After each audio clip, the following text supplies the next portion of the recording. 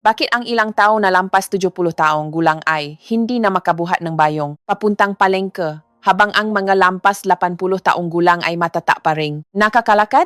Saan nga ba natatago ang tunay na lihim? At baka ikaw ay unti-unti nang nawawalan ng lakas ng kalamnan ng hindi mo namamalayan? Isang mainit na pagbati sa inyong lahat. Ako si Dr. Althea Ramos. Ngayong araw, tatalakayin at susuriin natin ang paksa tungkol sa sarcopenia o ang unti-anting pakawala ng kalamnan sa mga matatanda at ang natural na paraan upang may bali ang lakas. Ako ay isang dating espesyalista at doktor sa Departamento Nege Nutrisyon para sa mga matatanda sa National Center for Geriatric Health and Services sa Pilipinas na mahigit sa 35 taong karanasan sa paalaga sa kalusugan ng nakatatanda. Sa video ngayon, ibabahagi ko sa inyo ang isang napakahalagang issue, ngunit madalas na nababalewala, ang tahimik na pagkawala ng kalamnan sa katandaan. Isang magnanakaw ngang kalusugan na unti-anting napapahina sa maraming tao, nagpapababang ng kanilang kakayahang kumilos at nag-alis ng kanilang kalayaan nang hindi nila napapansin. Mga kaibigan, mayroong isang malinaw na kabalintunaan sa ating paligid. May mga lola na lampas 70 taong gulang na pagkatapos makbuhat ng ilang kilong bilihin ay pagod na pagod na. Ngunit mayroon ding nga lolo na 80 taong gulang na nakakapagbuhat pang isang syakong bigas at matatag pa ring naglalakad. Bakit? May ganito kalaking pagkakaiba. Marami ang nag-isip na ito ay dahil sa tadhana o likas na pangangatawan, ngunit sa katotohanan, ang malaking pagkakaiba ay nakasalalay sa kung gaano karaming kalamnan musulmas ang natitira sa katawan ang pundasyon na tumutulong sa atin na tumayo ng matata at kumilos. Araf-araf. Naalala ko pa ang kaso ni Tatay Ramon, 76 taong gulang mula sa Batangas. Ilang buwan ang nakalipas. Kaya pa niyang magbisikleta papuntang palengke at mag-alaga na halaman sa kanyang bakuran ng normal. Ngunit pagkatapos ng isang banayat na, pagkadapos sa tapat ng kanyang pinto, mabilis na humina ang kanyang kalusugan at hindi na siya nakakakilos tulad ng dati. Ang nakalulungkot, hindi ito bihira. Maraming matatanda ang unti-unting nawawalan ng kalamnan ng hindi nila alam.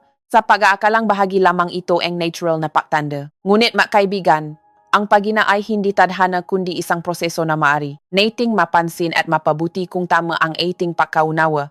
Sa masusunod na minuto, susurin natin kung bakit mabilis na bumababa ang kalamnan pagkatapos ng edad na 60, ang mga maagang babala, at ang mga simpleng paraan upang mapanatili ang lakas ng ating mabinti. Kung nararamdaman ninyong humihina kayo o ang inyong mamahal sa buhay, pakiusap, panorin ito hanggang sa huli. Ang isang maliit na pagbabago ngayon ay makakatulong sa pagpapanatili ng inyong kalusugan sa mga susunod na taon. Kung sa tingin ninyo ay kapaki-pakinabang ang nilalamang ito, paki-like, mag-subscribe sa channel, at mag-iwan ng komento. Ito ang nagbibigay lakas sa amin upang patuloy na mabahagi ng mapraktikal na kaalaman para sa kalusugan ng mga matatanda. Ngayon, simulan na nating alamin kung paano protektahan ang ating kalamnan upang mabuhay ng mas malusog at mas matatag araw-araw. 1. Formula para sa muling pagbuhay ng kalamnan mula sa mga natural na pagkain. Ngayong araw, nais kong ibahagi sa inyo ang isang mahalagang buot pagkatapos ng maraming taon ng paggabay sa mga matatanda sa kanilang paglalakbay para sa kalusugan. Sa libu-libong kasong pagbabang lakas ng katawan, nalaman ko na ang pinakaubot ngunit madalas makaligtaan ay ang pagpapanumbalik ng kalamnan sa pamamagitan ng tamang natural na nutrisyon. Mula sa aking mahabang karanasan sa klinika, bumuo ako ng isang formula na binubuang ng 6 na kombinasyon ng natural na pagkain upang matulungan ang muling pagbuang ng walang kalamnan at tulungan ang mga matatanda na makuha muli ang kanilang lakas, liksi at kalayaan sa pagkilos. Ang mahalaga rito ay hindi kailangan ng mahal na gamot o komplikadong proseso, kundi ang paggamit lamang ng mapamilyar na sangkap sa ating kusina. Iniisip ngang marami na sapat na ang kumain ng nilagang itlog araw-araw, ngunit kung hindi ito pagsasamahin ng tama upang pataasin ang pagsipsip, absorption, at simulan ang pagbuo enerhe kalamnan, magiging limitado ang epekto nito. Ang mahalaga ay hindi lang kung ano ang kinakain natin, kundi ang pagkain nito sa tamang paraan upang ang nutrition ay maging tunay na lakas. Naalala ko ang kaso ni Nanay Teresa, 78 taong gulang. Sinabi niya na kahit ang pagpunta mula sa kama hanggang sa banyo ay kailangan niyang humawa sa pada dahil mahina ang kanyang mabinti. Ang pinakamasakit ay hindi ang sakit mismo, kundi ang hindi na niya kayang alagaan ang sarili. Matapos ilapat ang formula ng nutrition, pakaraan ng halos 2 buwan, kaya na niyang maklakat papunta sa malapit na palengke ng maisa, bitbit ang isang basket ng nga prutas, mabagal, man ngunit matatag ang bawat hakbang. Hinawakan niya ang aking kamay at sinabi, pakiramdam ko ay bumata ako ngayong 20 taon. Ang nga sandaling iyon ang nagpatatak. Sa aking paniniwala na ang pinakamahalaga ay hindi lamang ang pagpapahabang buhay kundi ang pagpapanatili ng kakayahan ng ating katawan na kumilos ng mag-isa. Kung kayo o ang inyong nga mahal sa buhay ay madalas makaranas ng panghinangang binti, madaling mapagot sa pag-aakyat ng hagdan na hirapang tumayo at umupo, o napapagod agad kahit sa magagaan na bitbitin, huwag ninyong isipin na normal lang ito sa pagtanda. Maaring unti-unti nang bumababa ang inyong kalamnan at kung hindi ito aaksyonan, unti-anting mawawala ang inyong liksi at kalayaan. Ang nais kong ipaalala ay ang edad ay hindi dahilan upang tanggapin ang panghihina. Ang katawan sa edad na 70 ay maaari pa ring maging malusok kung pakakainin ng tama. Ang kalamnan ay parang apoy na patuloy na makliliyap kung bibigyan ng tamang panggatong. Ngayon din ay ating tatalakayin ang bawat nutritional weapon sa 6 na kombinasyong ito.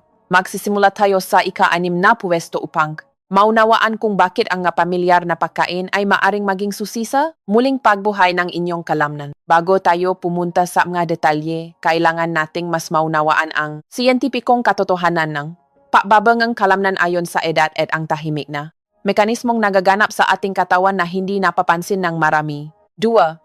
Ang siyentipikong katotohanan ng sarcopenia sa pagtanda. Una sa lahat, nais ko kayong tulungang maunawaan ang isang napakalaganap ngunit madalas balewalaing problema.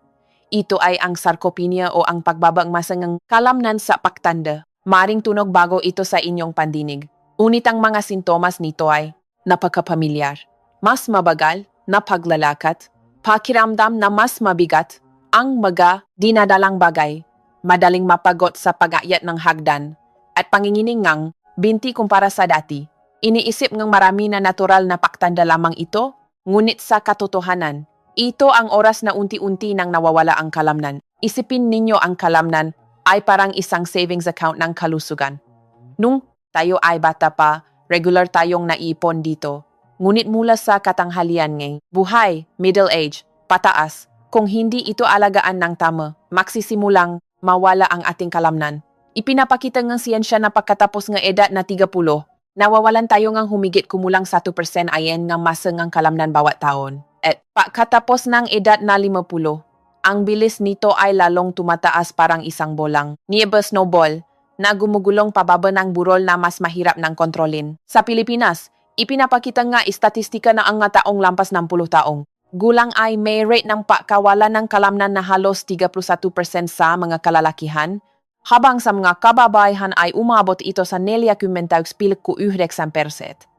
Ibig sabihin, halos sa bawat 10 na katatandang kababaihan ang nahaharap sa pagkawala ng kalamnan. Ang nakalulungkot ay marami pa rin ang naniniwala na ang paghina sa pagtanda ay normal lamang at ang mismong pag-isip na ito ang napapalampas sa kanilang pagkakataong kumailing.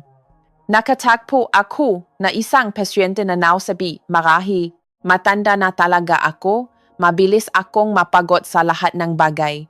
Sumagot ako, hindi lang po kayo tumatanda, kundi maaring kulang ang inyong katawan sa pundasyon na galakas, at iyan po ay ganap na maaari nating mapabuti. At narito ang pangunahing papel ngang pagkakaroon ng sapat na protein na patunayan. En siyensya ng nutrisyon na ang katawan ay nangangailangan ng 20 uri ng amino acids, kung saan ang siyam na mahahalagang uri, essential amino acids, ay dapat makuha mula sa pagkain. Kaya naman, ang pagkain ay hindi lang para mabusok kundi para muling buhayin ang istruktura ng katawan. Pinatutunayan din ng eksperto sa ating geriatric institusyon na ang sapat at tamang pagdaragdag na protein ay maaaring magpabagal sa pagkawalan ng kalamnan at makatulong pa sa muling pagbuhay nito. Ngunit ang problema ay hindi lamang sa kung gaano karami o kaunti ang ating kinakain, kundi sa kakayahan nga ating katawan na sumipsip nito absorption. Isipin ninyo ang paglalagay ng gasolina sa isang makina na mahina na. Kahit gaano pa ito karami, mahihirapan pa ring tumakbo ng maayos. Ganun din ang Katawan sa pagtanda. Ipinapakita ng pag-aral sa University of the Philippines, UP Manila na ang kakayahang gumawa ng protein synthesis sa mga matatanda ay nasa humigit kumulang 60% na lamang kumpara sa mga kabataan. Hindi lamang iyon, ang bawat uri ng pagkain ay may makakaibang bilis ng absorption. Ang ilang uri ay nangangailangan lamang ng ilang minuto, habang ang iba ay nangangailangan ng ilang oras. Kapag ang digestive system ay tumatanda, na ang pagpili ng tamang pagkain ay nagiging isang mapapasiyang sali para sa mas epektibong pagaling. Kaya naman, ang 6 na kombinasyon ng pagkain na ibabahagi ko ay hindi lamang masustansyang pagkain, kundi solusyon na sumusuporta sa metabolismo ng kalamnan, tumutulong sa katawan na sumipsip ng mas mabuti, nagpapakain sa kalamnan ng mas mabilis, at anti-anting nagbabalik ng lakas sa pagtanda. Ngayon din, tutuklasin natin ang bawat partikular na uri ng pagkain upang maunawaan kung bakit sila maaring maging mahalagang katulong para sa inyong kalamnan. 3. 6 na matalinong nutritional weapons laban sa pagkawala ng kalamnan sa pagtanda. Ika-6 na pwesto. Silken tofu at walnut sa unang tingin. Mukhang dalawang pamilyar na pagkain lamang ito sa kusina ng pamilya. Ngunit ang kasimplihang ito ay nagtatago ng isang nutritional value na madalas na nakakaligtaan ng maraming matatanda. Sa aking medical na paksasanay, laki, kung binibigyang diin na hindi kailangang mahal ang pagkain para maging mabuti, kundi kung minsan ang simpleng sangkap ang tumutulong sa katawan na gumaling ng mas matata. Ayon sa mga pag-aaral sa nutrisyon, ang silken tofu ay isang mapagkukunan nege, mataas na kalidad na plant-based protein na naklalaman ng maraming essential amino acids, lalo na ang leucine. Ang leucine ay isang napakahalagang sali na napapasimula sa proseso ng pagbungang kalamnan. Sa madaling salita, ang leucine ay parang hudyat para sa katawan na simulan ang pagkumpuni at muling pagbuo ng mga kalamnan. Samantala, ang walnuts naman ay mayaman sa unsaturated fatty acids na tumutulong sa pagpapabuti ng pagsipsip. Nege nutrisyon at sumusuporta sa metabolismo nege protein. Kapag pinagsama ang dalawang pagkain ito, hindi lamang mas mahusay na nutrition ang natatanggap ang katawan, kundi pinapataas din nito ang epektibong pagpapakain sa kalamnan sa natural na paraan. Naalala ko ang kaso ni Tatay Cardo, 71 taong gulang, na pumunta sa aking klinika kung saan kailangan pa niyang humawa sa upuan para tumayo at napakahina ang kanyang paglakad. Halos nililimitahan ng kanyang pamilya ang lahat ng kanyang aktibidad sa labas dahil sa takot na siya ay madapa. Binigyan ko siyang isang napakasimpleng gabay. Gabi-gabi, gumamit ngang humigit kumulang 150 gramo ngang silken tofu, samahan ng dinuro na walnuts, i-steam ito, at kainin ito ng regular. Pagkatapos ang halos 2 buwan, ang pinakamalaking pagbabago ay hindi nakita sa pagsusuri sa laboratorio kundi sa aktwal na buhay. Kaya na niyang umakyat ng mag-isa sa hagdan ng aking klinika. Ibinahagi niya na ngayon, araw-araw ay kaya na niyang maglakad sa paligid ng kanilang subdivision ng halos 1 oras nang hindi na nakakaramdam ng matinding pagod sa binti. Tulad ng dati, napakasimpleng gawin nito. Hiwain ang silken tofu sa maliliit na piraso. Budburan ng dinuro na walnut sa ibabaw at i-steam ng humigit kumulang 15 minutes. Pagkatapos i-steam, maaari ninyong lagyan ng konting sesame oil, langis ng linga upang madagdagan ang lasa at suportahan ang mas mahusay na pagsipsip ng maluluso na taba. Isang bagay na lagi kong ipinapaalala sa inyo ay huwag munang maupo ng matagal pagkatapos kumain. Magpahinga muna ng ilang minuto at pagkatapos ay maglakad-lakad ng dahan-dahan sa loob ng bahay ng 5 hanggang 10 minuto. Ang magaan na pakilos pagkatapos kumain ay tumutulong sa mas mabuting sirkulasyon ng dugo at sumusuporta sa katawan na gamitin ang nutrisyon ng mas epektibo. Iniisip pa rin na marami na ang pagtanda ay nangahulugan ng panghihina na hindi na mababago.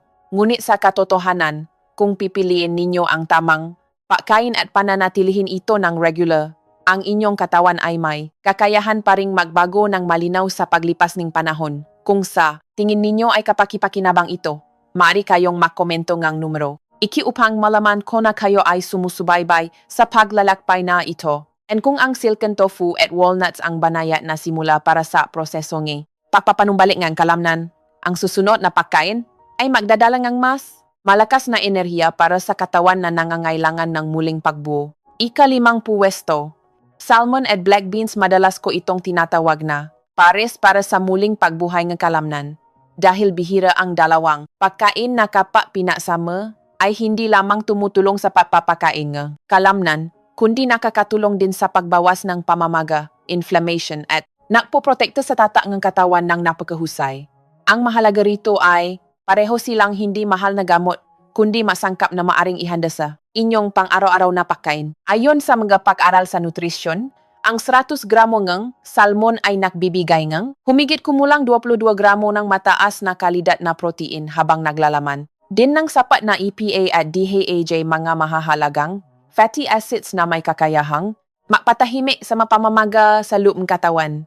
Isipin ninyo ito ng simple kung ang kalamnan ay parang isang tuyong lupa na nasira. Ang IPA at DHA ay parang malamig na tubig na tumutulong sa paglilinis ng napamamaga na humaharang sa proseso ng pagaling mula doon ay lumilikang kondisyon para muling lumaki ang kalamnan. Kasama ng salmon ng black beans, isang simpleng uri ng beans ngunit naglalaman ng maraming isoflavone na isang aktibong sangkap na itinuturing na parang natural na hormon na napoprotekta sa tibay ng mga hibla nga kalamnan.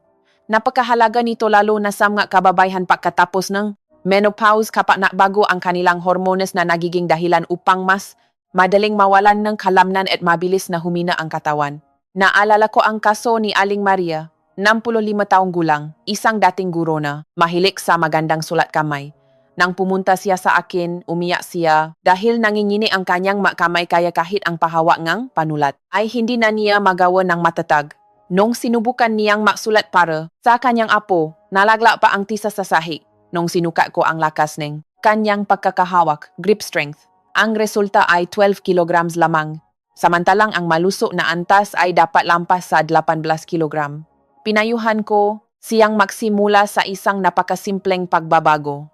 Tuwing tanghalian, kumain ng 100 gramo ng steamed salmon kasama ang 50 gramo ng black beans na nilutong maigi hanggang sa lumambot. Walang mahal na supplement, walang komplikadong paraan, kundi pagtitiyaga. Lamang araw-araw sa tamang pagkain, pagkaraan ng 10 linggo, nang bumalik. Siya, kitang-kita ang kakaibang liwanag sa kanyang mata. Ang lakas ng kanyang pagkakahawa ay tumaas sa 19 kilogram. At ang pinakanakapagpasaya sa kanya ay kaya na niyang hawakan muli ang panulat upang maksulat ng maayos at nagsimula pa siyang magpinta para mag-relax tulad noong kanyang kabataan. Ang paghahanda ng pagkain ito ay napakadali rin. Hiwain lamang ang salmon. Sa katamtamang kapal, i-marinate ng kaunting luya at ilang patak ng ala ng bigas, rice, wine sa loob ng 10 minuto para mabilis na mawala ang lansa. Pagkatapos ay i-steam ito hanggang 12 minuto upang mapanatili ang lahat ng sustansya. Ang black beans ay dapat ibabad muna para lumambot bago pakuluan ng maigi upang mas madaling matunaw ng ating digestive system. Kapag kinain ng makasama ang dalawang pagkain, ito ay magtutulungan sa pagpapakain ng kalamnan at pagbibigay ng lakas sa buong katawan. Gayunpaman para sa inyo na may mga sakit sa bato, kidney disease o kailangang limitahan ang dami ng protein araw-araw. Lagi ko kayong pinapayuhan na kumonsulta muna sa inyong doktor upang mayos ang tamang sukat. Maaring bawasan ng edad ang ating lakas, ngunit hindi ibig sabihin na kailangan nating sumuko. Sa pamamagitan lamang ng matiyagang pagpilingang tamang pagkain araw-araw, ang inyong katawan ay tahimik na tutugon sa pamamagitan ng mga pagbabagong mismong kayo ay magugulat. At kung ang salmon at black beans ay lakas na namumula sa dagat at lupa, ang susunod na pagkain ay magdadala ng mas pamilya na solusyon, ngunit ang epekto sa muling pagbuhaying kalamnan ay hindi rin matatawaran. Ika-4 na puwesto, soft chicken breast sa pamamagitan ng yogurt. Kapag binabangi ang dibdib, manok, chicken breast, marami sa inyo ang agad na nag-isip na ito ay tuyo, matigas, mahirap kainin, at hindi masarap. Ngunit sa katotohanan, ang problema ay hindi sa nutritional value nito kundi sa paraan ng pagluluto na hindi angkop para sa mga matatanda. Sa nutrisyon para sa muling pagbuwang ng kalamnan, ang dibdib ng manok ay itinuturing na isang dekalidad na source ng protein na may mataas na bioavailability, kakayahang maabsorb ng katawan. Ibig sabihin, ang malaking bahagi ng sustansya ay direktang ginagamit ng katawan upang pakainin ang kalamnan sa halip na masayang. Lalo na, ang dibdib ng manok ay mayaman sa BCAA, isang grupo ng mahahalagang amino acids na tumutulong sa muling pakbuo at pakkumpuningam nga nanghihinang hiblang ang kalamnan. Madalas, kung sabihin na kung ang kalamnan ay isang gusaling nasisira, ang BCAA, ang material na tumutulong sa pagpapatibay at muling pagtatayo ne pundasyon. Gayunpaman, upang maayos itong maabsorb nga matatanda ang pagkain ay dapat na sapat na malambot, madaling matunaw, at hindi na bibigay ngang pasanin sa itigistiu sustain. Naalala ko ang kaso ni Tatay Manuel, 74 taong gulang na may diabetes sa loob ng maraming taon. Nang pumunta siya para sa pagsusuri, dumaing siya na. Kitang-kita ang panghihinang ng kanyang mabinti, nangangayayat ang katawan, at mabilis na bumababa ang lakas. Ipinakita nga resulta na ang masangang kanyang kalamnan ay nasa 70% na lamang kumpara sa average na antas. Binigyan ko siya na napakasimpleng gabay. Hiwain ng maliit ang dipdip ng manok at imarinate ito sa unsweetened yogurt ng mga 2 oras bago lutuin. Ang lactic acid sa yogurt ay tumutulong sa pagpapalambot ng mga ibla ng karne na nagiging dahilan upang ang dibdib ng manok pagkatapos ay steam imaging. Napakalambot, madaling nguyawn, at mas madaling matunaw. Matiyagang ginawa ito ni Tatay Manuel ng regula. Pagkatapos ang 3 buwan, ipinakita sa pagsusuri na ang masa ang kanyang kalamnan ay tumaas kang halos 18% habang ang kanyang blood sugar level ay mas naging matatag din. Kapag bumubuti ang kalamnan, mas epektibong ginagamit ng katawan ang glucose mula doon ay mas natutulungan ang pagkontrol sa diabetes. Ipinapakita nito na ang pagaling ng kalamnan ay hindi lamang tumutulong sa matata na paglalakbat, kundi nag-aambak din sa pagpapabuti ng maraming malalang problema sa kalusugan, chronic health issues sa pagtanda. Ang paraan ng paggawa ay napakasimple rin. Hiwain ang dibdib ng manok sa maliliit na piraso. Ay marinate sa unsweetened yogurt sa loob ng 2 oras. Magdagdag ng kaunting paminta at ice steam ng humigit kumulang 20 minuto. Ang bawat pagkain ay gumamit ng 100 hanggang 120 gramo upang matiyak na maayos itong maabsorb ang katawan ng hindi nagpapabigat sa tiyan. Kung minsan, ang kalusugan ay hindi nagmumula sa mga komplikadong bagay, kundi sa tamang pagkaunawa at tamang paggawa sa mga pamilyar na pagkain araw-araw. Kung sa tingin ninyo ay kapakipakinabang ang nilalamang ito, mangyaring makomento en numero 3 upang malaman ko na kayo ay sumasabay sa akin. At kung ang malambot na dibdib ngang manok ay isang magaan na opsyon upang may balik ang kalamnan, ang susunod na pagkain ay magdadala ng mas malakas na sustansya na angkop para sa yugto ngang mabilis na pagpapanumbalik ng lakas. Ika-3 pwesto, steam shrimp at egg salamat sa lakas mula sa karagatan. Kung ang manaunang pagkain ay ikinagulat ninyo ang kombinasyong ito ay maaring ganap na mapabago sa inyong pananaw sa muling pagbuhay nga kalamnan sa pagtanda. Kung minsan, ang mga pinakapamilyar na sangkap sa kusina ang natatago ng mga halagang hindi natin namamalayan. Sa mga natural na mapakukunan ng protein, ang protein mula sa pagkaing dagat, seafood ay may natatanging kalamangan na mahirap tapatan ng mga pagkaing nagmumula sa lupa. Ayon sa mga pag-aaral sa nutrisyon, ang gramo ng sariwang hipon ay maaring mabigay ng humigit kumulang 18 gramo ng mataas na kalidad na protein na may istruktura ng amino acids na napakalapit sa istruktura ng kalamnan ng tao. Sa madaling salita, ito ang uri ng nutrition na mabilis na kinikilala ng katawan, madaling sipsipin, at ginagamit halos agad-agad upang muling buuin ang bawat ng hinanghibla ng kalamnan. Mas kawili-wili pa rito ang shell ng hipon ay naglalaman ng chitin. Bagamat hindi ito direktang natutunaw ng katawan, mayroon itong kakayahang pasiglahin ang bituka na maglabas ng mga enzyme na sumusuporta sa mas mahusay na pagsipsip nutrisyon. Kung minsan, ang pinakamahalagang bagay ay hindi ang nakikita natin kundi ang tahimik na epekto sa loob ng katawan. Kapag idinagda ang itlog ng manok, mas nagiging epektibo ito. Ang itlog ay hindi lamang isang kumpletong mapagkukunan ng protein kundi isang malambot din na pagkain, madaling matunaw, napakaangkop sa mga matatanda na may mahinang digestive system. Ngunit ang mahalaga ay dapat malaman kung paano ito pagsasamahin upang matulungan ang katawan na mapakinabangan ng hasto ang nutritional value nito. Inalagaan ko noon si Aling Rosa, 68 taong gulang na may matagal ng osteoarthritis sa tuhod hanggang sa punto na halos nakahiga na lamang siya sa kama. Dahil sa kawalan ng pakilos, ang kalamnan sa kanyang hitatay, muscle, ay kitang-kita ang palit kung saan ang sukat, circumference, nito ay 35 cm na lamang, habang ang normal na sukat para sa mga kababayhan sa ganoong edad ay dapat na higit sa 45 cm. Ang dahilan kung bakit mas mahirap ang pagaling ay ang kanyang napakahinang digestive system. Kahit anong kainin niya ay sumasakit ang tiyan at mahirap ma-absorb. Nagdisenyo ako para sa kanyang isang napakasimple ngunit napaka-epektibong pagkain.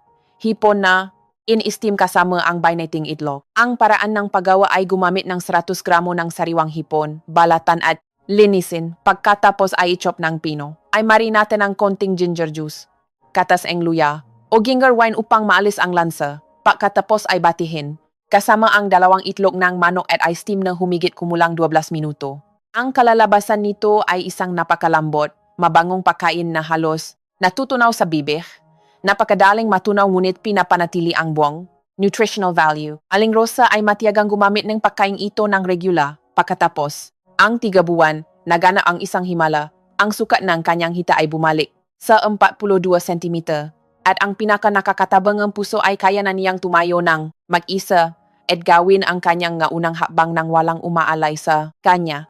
Maraming tao ang naisip na sapat na ang kumain ng marami ngunit sa katotohanan, ang kakayahang ma-absorb ang nagpapasya sa lahat. Ang isang kabataan ay maring sumipsip ng malaking bahagi ni protein mula sa isang itlog, ngunit sa isang taong lampas 70 taong gulang, ang epektong ito ay maring bumaba ng malaki.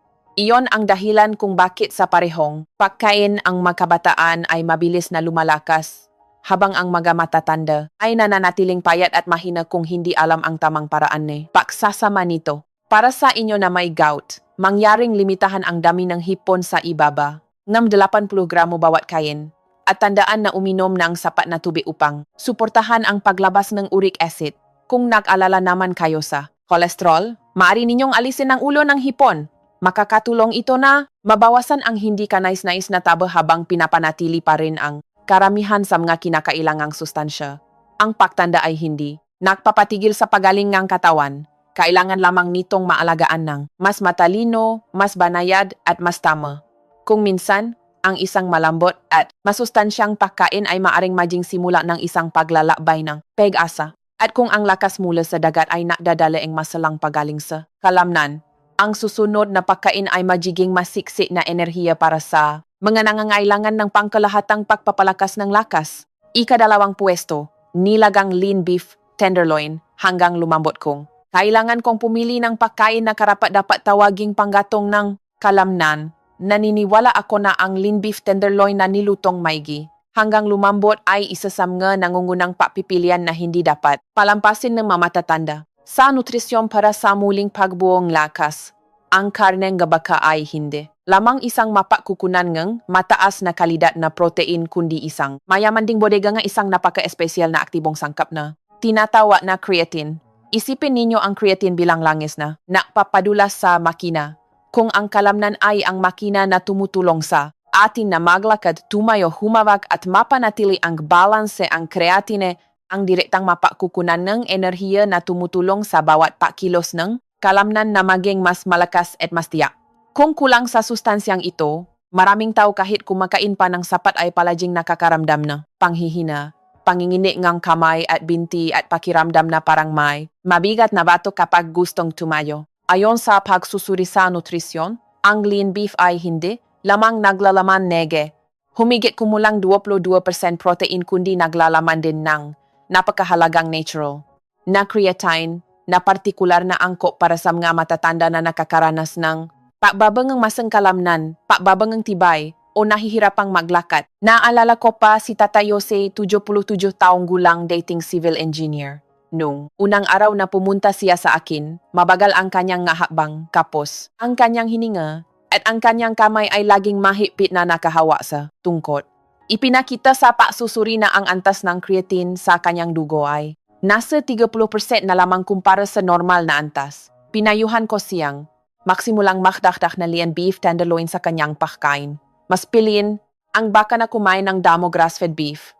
Gumamit ng 3 beses sa isang linggo, mga 120 gramo bawat pagkain, ngunit kailangang piliin ang pinakamalambot na bahagi at ilaga ito ng maigi sa loob ng 2 oras. Sinabihan ko siya na ang kailangan ng mga matatanda ay hindi ang kumain ng napakarami, kundi kung paano gawing malambot, madaling matunaw ang pagkain, at sapat ang oras para ganap itong maabsorb ng katawan. Tatay Jose ay matiyagang gumawa nito ng regular. Pakaraan ng kalahating taon, ang pinaka nakakatabang ng puso sa akin ay ang araw nga niyang muling pagbisita. Pumasok siya sa silid ng hindi gumagamit ng tungkod. Malakas ang kanyang boses at masigla ang kanyang mga mata. Ikinuwento niya na tuwing umaga ay nakakapaglakad na siya sa paligid ng subdivision ng 30 minuto at wala na siyang nararamdamang kapos sa hininga o mabibigat na, binti tulad ng dati. Bukod sa kakayahang muling buhayin ang kalamnan, ang lean beef ay naglalaman. Dinhay iron isang, uring iron na, mas madaling ma-absorb ng maraming beses kumpara sa iron na namumula sa mahalaman. Ito ay isang napakahalagang sustansya na tumutulong sa pag-iwas sa anemia, kakulangan sa dugo sa mga matatanda, na papabuti sa pagod, pagkahilo at panlalabong. Paningin na tahimik na tinitiis na marami sa inyo araw-araw. Ang paraan ng pagluluto ay nangangailangan din ng husay. Hiwain ang karne sa manipis na piraso. Ay marinatin ang counting toyo at counting cornstarch sa loop 30 minuto upang mapanatili ang lambot at natural na tamis sa loop nito. Pagkatapos ay ilaga ito sa mahinang flames o apoy sa loop ng mahabang oras.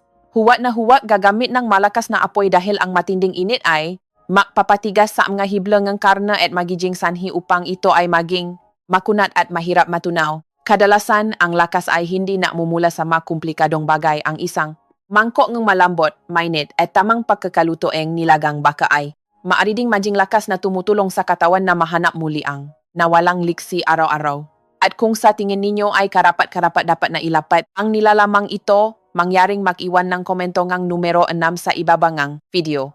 Hindi lamang ito hudyat para malaman kung nakikinig kayo, kundi isang maliit na pangako sa inyong sariling kalusugan. At kung ang karne ng baka ay ang malakas na enerhiya na tumutulong sa pagsuporta sa kalamnan mula sa loop, ang huling pagkain sa unang puwesto ay magiging perpektong piraso upang ang prosesong pagaling ay maging ganap.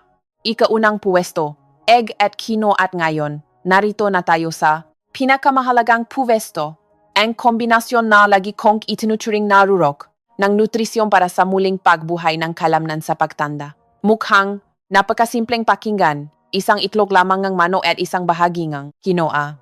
Ngunit sa likod ng dalawang simpleng pagkain ito ay isang prinsipyo ng nutrition na itinuturing ng maraming eksperto bilang sikreto upang ma-optimize ang kakayahan ng katawan na muling bumuo ng kalamnan. May mga bagay sa buhay na mas simple ay mas malakas, katulad din kalusugan ng mga matatanda, kung minsan ay hindi kailangan ng mga mahal na solusyon, kundi kailangan lamang ninyong piliin ang tamang bagay na talagang kailangan ng katawan. Ayon sa maraming modernong pag-aral sa nutrisyon, kapag ang itlo ay pinasama sa quinoa, ang kakayahan katawan na gamitin, ang protein ay maaring umabot sa halos ideal na antas, hanggang sa 98.5%. Ito ay isang numero na nagpabilib sa marami. Sa larangan ng medical nutrition, ang itlog ay isa sa napaka-counting natural na pagkain na naglalaman ng halos kumpletong 20 uri ng amino acids na kinakailangan ng katawan. Maaring sabihin na ito ay isang kumpletong regalo ng kalikasan para sa proseso ng muling pagbuo ng kalamnan. Samantala, ang quinoa naman ay tinuturing na isang kumpletong pagkain na mayaman sa humigit kumulang 16% protein, habang naglalaman din ang maraming fiber, minerals at mga espesyal na compound na sumusuporta sa bituka upang mas epektibong maabsorb ang mga sustansya. Salamat sa kombinasyong ito, pagkatapos na maikling panahon na mapakain, ang mga kinakailangang amino acids ay mabilis na may hahatid sa bawat ng hihinang grupo ng kalamnan. Sinamahan ko nun si Tatay Juan, 76 taong gulang, isang taon na dumaan sa malubhang pakawalang kalamnan. Nang makita ko siya, halos wala na siyang sapat na lakas upang alagaan ang sarili. Ang pagtayo mula sa upuan ay kailangan pang tulong ng iba. Ang kanyang matanong oras na iyon ay hindi ko malilimutan, hindi lamang dahil sa pagod kundi dahil sa kawalan ng magawang isang taong dating malakas na ngayon ay kailangang umasa sa kanyang maana at apo. Iminungkahi ko sa kanya na simulan ang bawat umaga sa pamamagitan ng napakasimpleng gawi, kumain ng isang nilagang itlog, hard-boiled egg, kasama ang 50 gramo ng quinoa na nilutong malambot. Magdagdag ng counting olive oil upang suportahan ang pagsipsip. Walang mahal na supplement walang komplikadong menu, kundi pagiging regular lamang at tiwala. Pagkaraan ng 3 buwan, ang lakas ng kanyang pagkakahawa ay halos na doble. Pagkaraan ngang 6 na buwan, ang napaya sa buong pamilya ay kaya na niyang makbuhat na kanyang sariling baka, maklakat ng mag-isa, at kawin ng maka, bagay na akala nila noon ay wala ng paasa. Ang nga sandaling iyon ay laging napapaalala sa akin na ang katawan ng tao ay may mas malaking kakayahang gumaling kaysa sa ating iniisip basta bigyan natin ito ng tamang material at sapat na oras. Ang paghahanda ng pagkain ito ay napakasimple arin. Ang kino ay dapat ibabat ng humigit kumulang 2 oras, pagkatapos ay pakuluan ng maigi hanggang sa lumambot. Mari kayong magluto ng marami ng isang beses at i-store ito sa refrigerator upang gamitin sa loob ng ilang araw. Tuwing umaga, kumuha lamang ng 50 gramo, initin ito, at kainin kasama ang isang hard-boiled egg. Binibigyang diin ko na ang itlog ay dapat naluto ng husto dahil kapag ang protein ay mayos na naluto, mas magiging magaan ang pag-absorb ng digestive system nung matatanda. Hanggang dito, naibahagi ko na sa inyo ang 6 na matalinong nutritional choices na makakatulong sa pagsuporta, muling pagbuo, at pagpapanumbalik nga kalamnan sa pinakanatural na paraan. Ngunit pakiusap, tandaan ang isang napakahalagang bagay. Ang tamang pagkain ay kalahati pa lamang ng paglalakbay. Ang nutrisyon ay pumapasok sa katawan, ngunit kung ito ba ay talagang magiging lakas, magiging matatah na hakbang, o magiging malakas na kamay ay nakasalalay sa mas malalalim na salit na madalas na nakakaligtaan ng marami. At ngayon din, sama-sama nating tutuklasin ang isa pang mahalagang bahagi, kung saan mapagpasyahan kung ang mga mahahalagang sustansyang ito ay talagang magiging inyong kalamnan o tahimik lamang nadadaan ng walang iniwan na pagbabago. 4. Tatlong salik na nakpapasya sa epektibong metabolismo ng kalamnan. Mga minamahal kong kaibigan, pagkatapos piliin ang tamang pagkain upang pakainin ang kalamnan, mayroon pa ring isang napakahalagang bagay, paano gagawing lakas. At liksi ang nasustansyang iyon para sa katawan, dahil ang tamang pagkain ay kalahati pa lamang ng paglalakbay. Ang katawan sa edad na lampas 60 ay nangangailangan ng angkop na kondisyon upang sumipsip, kumumpuni at muling magbuo. At may 3 salik na nagpapasya rito. Unang salik, tubig at schedule. Ang gintong tubig para sa mga matatanda. Ang madalas makaligtaan ng marami ay ang tubig. Kaunti lamang ang nakakaalam na 78% kalamnan ay tubig. Kung kulang sa tubig ang katawan, ang mahahalagang protein ay mahihirapan ding maabsorb ng epektibo. Ang nakababahala ay kapag tumatanda, bumababa ang pakiramdam ng pakauhaw na. Nagiging dahilan upang marami sa inyo ang ma-dehydrate ng hindi nalalaman. Kaya naman, panatilihin ang isang nakatakdang schedule sa pag-inom ng tubig. Sa umaga pa kagising, uminom ng 300 ml maligamgam na tubig upang gisingin. Ang digestive system, humigit kumulang 30 minuto bago uminom ng isa pang 150 ml upang suportahan ang digestion. Pagkatapos kumain ng 1 oras, magdagdag ng 200 ml tubig upang makatulong sa pahati ng mga sustansya. Maaari kayong maglagay ng ilang hiwa ng lemon sa tubig. Ang vitamin C ay tumutulong sa paggawa ng collagen na napakabuti para sa tendon, kalamnan, at joints. Maaari ding uminom ng malabnaw na green tea. Ngunit, iwasan ang matapang na saa at kape dahil madali nitong mailabas ang tubig sa katawan. Pangalawang salik, angkop na paraan ng resistance exercise. Pakiusap, tandaan na ang kalamnan ay lumalakas lamang kapag ito ay ginagalaw, hindi kailangan ng mabigat na ehersisyo. Kailangan lamang ng tamang paraan at pagiging regular. Ang unang ehersisyo, pagtayo at pagupo gamit ang upuan, squat, gawin. Ito ngan 12 beses bawat set, 3 set araw-araw upang mapataas ang lakas ng kalamnan sa ita at mapanatili ang balance. Ang pangalawang ehersisyo, wall push-up pagdulak sa pader. Tumayo sa layong isang braso mula sa pader, dahan-dahang itula ang katawan, papasok at palabas. 15 beses bawat set, 3 set araw-araw upang palakasin ang balikat at braso. Ang pangatlong ehersisyo, calf raise pagtaas ng sakong. Humawa ng magaan sa upuan, iangat ang mga sakong, panatilihin ng 3 segundo at pagkatapos ay ibaba. Gawin ito ng 20 beses upang mapataas ang lakas ng kalamnan sa binti at suportahan ang sirkulasyon ng dugo. Ang pinakamagandang oras para mag-ehersisyo ay mga 1 oras pagkatapos kumain, Kapag ang katawan ay aktibong sumisipsip ng nutrition, huwag magmadali. Ang katawan sa patanda ay higit na nangangailangan ng patitiyaga. Pangatlong sali, malalim na tulog. Ang gintong oras ng pagkumpuni ng katawan. Ang araw ay oras para tumanggap ng nutrisyon ang katawan, habang ang gabi naman ay oras para sa tahimik na pagaling. Halos 90% ng growth hormone ay inilalabas kapag tayo ay nasa malalim na tulog. Ito ay isang napakahalagang sali na tumutulong sa muling pagbuo ng kalamnan. Sikapin ninyong makatulog ng 7 hanggang 8 oras gabi-gabi. Pinakamainam na matulog sa bandang 10:00 ni gabi at gumising sa pagitan 6:00 hanggang 7:00 ng umaga. 2 oras bago matulog. Iwasan ang kumain ng higit pa upang makapahinga ang digestive system. Kung nahihirapang makatulog, maaari kayong uminom ng isang basong mainit na gatas. Ang tryptophan sa gatas ay tumutulong sa pagpapakalma ng nerve at sumusuporta sa katawan na bumuo ng kalamnan sa buong magdamag. Pakiusap, tandaan na ang katawan ay hindi gumagaling kapag tayo ay naalala, kundi gumagaling kapag tayo ay nakpapahinga sa tamang paraan. Kapag alam ninyo kung paano kumain ng tama, uminom ng tama, maehersisyo ng tama, at matulog ng tama, ang katawan ay unti-unting makakahanap muli ng likas nitong lakas. At kung patuloy pa rin kayong sumusubaybay hanggang dito, nais ko kayong anyayahan na maiwan ng numero 8 sa bahaging komento. Ito ang magiging paraan upang malaman kung natanggap ninyo ang magagandang kaalaman at nahanap ninyo itong kapaki-pakinabang. 5. Gintong ischedule sa buong araw at pangako para sa pagbabago ng kalamnan. Mga minamahal kong kaibigan, pagkatapos nating maunawaan ang tungkol sa nutrition, ehersisyo, at pagtulog, ang susunod na mahalagang bagay ay kung paano ayusin ang lahat ng ito upang maging isang makatwirang routine sa buong araw. Dahil ang kalusugan ay hindi nagmumula sa isang solong aksyon kundi sa regular na pagulit ng tamang gawi, kapag ang katawan ay nabubuhay sa isang matata na ritmo, kusa itong maayos at mas epektibong gagaling. Narito ang gintong schedule sa buong araw na maaari ninyong sangguniin upang ilapat.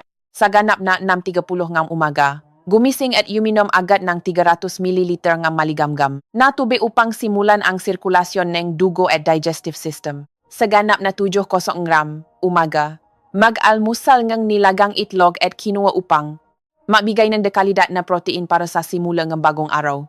Sa ganap na 10:00 na umaga, uminom na gwestomling maligamgam na tubig na may hiwang ng lemon upang suportahan ang metabolismo at magdagdag ang tubig sa katawan. Sa ganap na 12:00 tanghali, magtanghalian ng pagkaing mayaman sa protein, tulad ng steamed salmon at black beans, upang pakainin at muling buhayin ang kalamnan sa kalagitnaan ng araw. Sa ganap na 3 ng hapon, uminom ng malabnaw na green tea upang matulungan ang katawan na mapanatili ang pagiging alerto at banayat na balanse. Sa ganap na 6 na gabi, magapunan ng magaan gamit ang silken tofu na may walnuts o nilagang baka hanggang lumambot upang mabigay ng sustansya nang hindi nagpapabigat sa digestion. Sa ganap na 7:00 gabi, magsagawa ng plus minutong magaan na ehersisyo tulad ng pagtayo at pagupo gamit ang upuan, wall push-ups at calf raises upang pasiglahin ang kalamnan. Sa ganap na 9:00 gabi, ihinto ang pag-inom ng tubig upang mabawasan ang pag-ihi sa gabi at makatulong sa mas malalim na tulog. Sa ganap na 10:00 gabi, matulog upang bigyang daan ang katawan na pumasok sa natural na proseso ng muling pagwa at paggaling. Tandaan na ang kalusugan ay hindi namumula sa panandaliang pagsisikap kundi sa banayat ngunit patuloy na disiplina araw-araw. Kapag ang katawan ay nabubuhay ng may tamang ritmo, unti-unti nitong ibabalik ang liksi, lakas, at kakayahan sa pagkilos na akalang marami ay nawala na dahil sa edad. Huling mensahe at salita mula sa isang doktor para sa mga matatanda.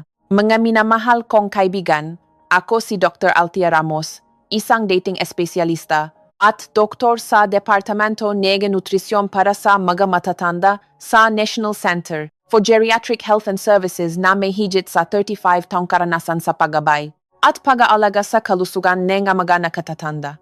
At sa buong paglalakbay na iyon, ang pinakamalinaw kong natuklasan ay ang katawan ng tao ay ganap na may kakayahang muling gumaling ng malakas kahit sa edad na lampas 60 kung tayo ay tataha sa tamang landas. Kung seryoso ninyong ilalapat ang mga prinsipyo ng nutrisyon, ehersisyo, at pamumuhay na aking ibinahagi, naniniwala ako na sa loob ng halos 3 buwan, marami sa inyo ang makakaramdam ng malinaw na pagbabago sa lakas ng kalamnan, liksi, at kakayahang kumilos ng maisa. Nakasaksi na ako nga bagay na akala mo ay impossible, may mataong dating. Napakahina na kailangan pang humawa sa pader kapag tumatayo, ngunit pagkatapos. Nang ilang panahon ng pagtitiyaga ay kaya na nilang maklakat ng maisa ng matata. May matao na dati ay hindi man lang makalabas ng bahay, ngunit pagkatapos ay may tiwala na silang maglakat-lakat tuwing umaga at tamasahin ang buhay sa labas. Isang bagay na lagi kong gustong bigyang diin sa inyo ay ang edad ay hindi katapusan ng kalusugan, kundi isang yukto lamang kung saan ang katawan ay kailangang maalagaan sa mas tamang paraan, mas masalan at mas siyentipiko. Kung handa na kayong mabago, sabihin sa inyong sarili na hindi ito isang pagsubo, lamang kundi isang desisyon para sa natitirang bahagi ng inyong buhay. Nasa propesyon na ako ng medisina ng higit sa 35 taon, at sa panahong iyon, nakasaksi ako ng napakalulungkot na sandali kapag ang nga matatanda ay unti-unting nawawalan ng kakayahang malakat, nawawalan ng kanilang kalayaan, dahil lamang sa panghihinangang kalamnan ng hindi na aksyonan sa tamang oras. Ngunit nakasaksi rin ako ng batunay na himala kapag binago nila ang bawat maliit na gawi at unti-unting ibinalik ang kasilahan sa kanilang katawan. Walang mas higit pa sa kaligayahan na makita ang isang taong dating mahina na. Ngayon ay kaya nang tumayo gamit ang sarili nilang mabinti na may mapayapang ngiti at nakbabalik na tiwala sa kanilang mga mata. At iyan din ang dahilan kong bakit patuloy kong tinataha ang landas na ito na may pagnanais na magdala sa inyo ang isang mas malusok, mas aktibo, at mas may dignidad na pagtanda. Kung sa tingin ninyo ay kapakipakinabang ang nilalaman ngayon, mangyaring. I like ito upang malaman kung patuloy ninyo akong sinusuportahan at sinasabayan. I click ang subscribe sa channel para sa tuwing may bagong video. Kayo ang unang makakatanggap ng abiso upang patuloy tayong makasamang matuto kung paano mamuhay ng malusok, masaya at mapayapa. At kung maari, mangyaring ibahagi ang videong ito sa inyong mahal sa buhay, kaibigan o kapitbahay. Baka ang isang maliit na pagbabahagi ninyo ay makatulong sa iba na makaroon ng pagkataong mabuhay ng mas maluso araw-araw.